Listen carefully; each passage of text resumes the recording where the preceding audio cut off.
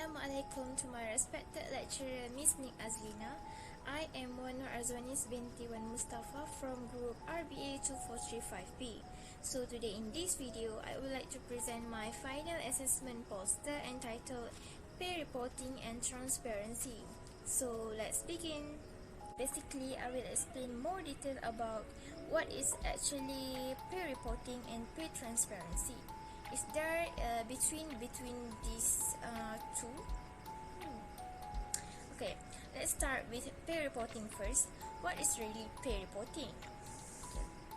With more attention on gender and racial wage gap in the workplace, some companies are left wondering whether they could achieve pay equity or cause more divide in the workplace.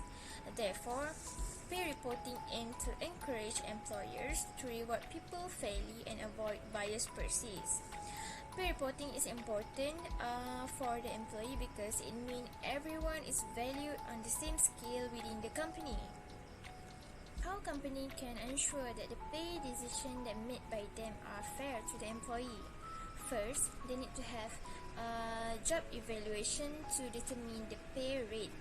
Second, panel to review salary increase decision must be made by the line managers.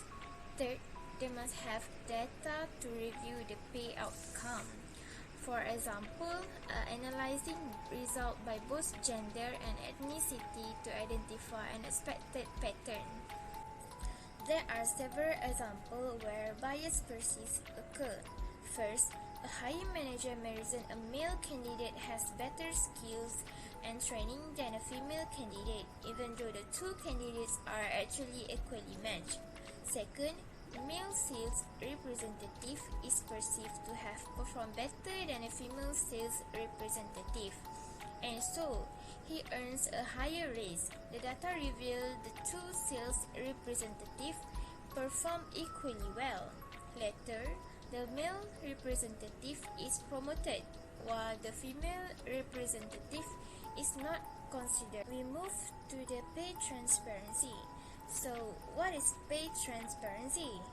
Pay transparency is the practice of allowing companies' employee compensation figure to be visible to other people, either internally, externally, or both. The need for pay transparency.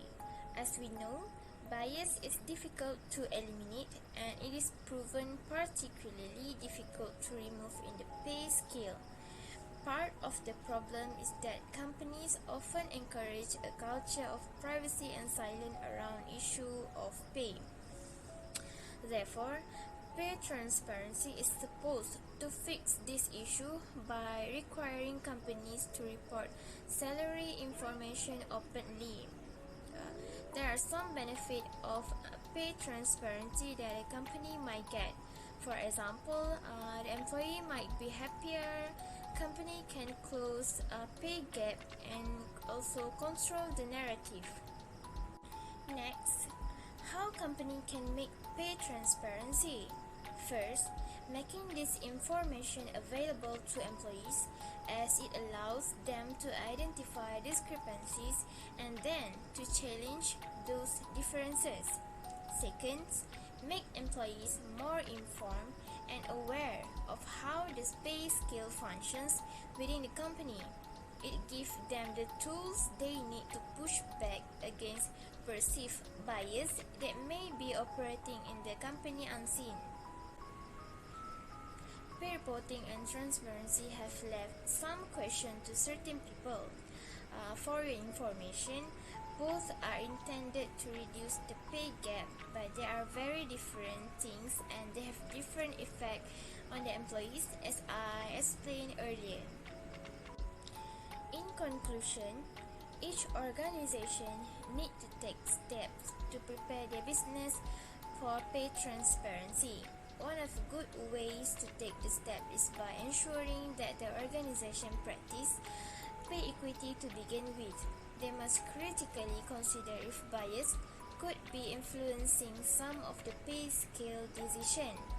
Pay equity creates a better, more supportive culture within the workplace, and organization should strive for it.